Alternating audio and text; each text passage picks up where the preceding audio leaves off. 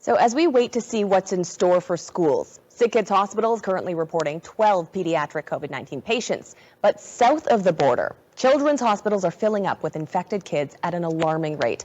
In New York City, there's been a 5-fold increase. Nationwide, pediatric admissions have gone up about 30%.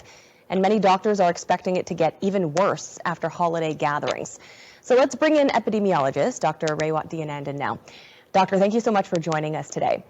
Kids are an easy target for viruses, as we know, but they're also thought to be pretty resilient. So what does this tell us that more and more are having to be hospitalized for their symptoms? And is the key here that they're largely unvaccinated?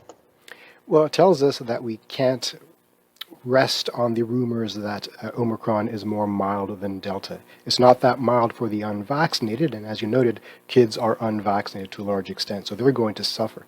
Now, while kids historically in this disease have been less likely to be hospitalized, we're seeing so many infections that small percentage of hospitalizations is rendering a large number of kids in hospital.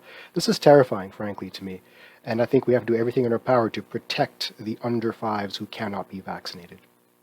And now within our own country, we are seeing, as you have mentioned, Omicron, we can't take anything for granted. We are seeing provinces continue to break COVID-19 case records, including our neighbor, Quebec. That province saw more than 13,000 cases today and a test positivity rate close to 27%.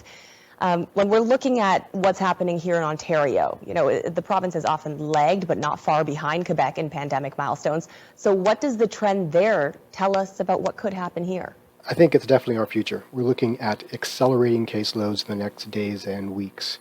Right now, I would say 1 in 5 cases in Ontario is known, so we're underestimating our caseload substantially, and it's going to get worse, especially since our testing apparatus is fairly broken these days. Buckle in. It's going to be a rough ride these next few weeks. Restrictions, people are sick of them, Doctor. We know that. That seems to be the sentiment all around. But what's your advice and what's your message to Ontarians today? So we're at the point of the pandemic where we as individual citizens know what we have to do in order to curtail transmission. We have to wear a high-quality mask, N95-style respirator. We have to focus on ventilation. If you can get a portable HEPA filter into your home, that helps a lot. We have to use symptom checks. If you're showing Omicron symptoms that are similar to a common cold symptom, try not to expose yourself to other people. If you test positive, then you should definitely isolate. Limit your exposures. Don't go to places unnecessarily for the next few weeks. And if we have access to rapid antigen tests, use them strategically to make sure you're not infectious before being exposed to other people.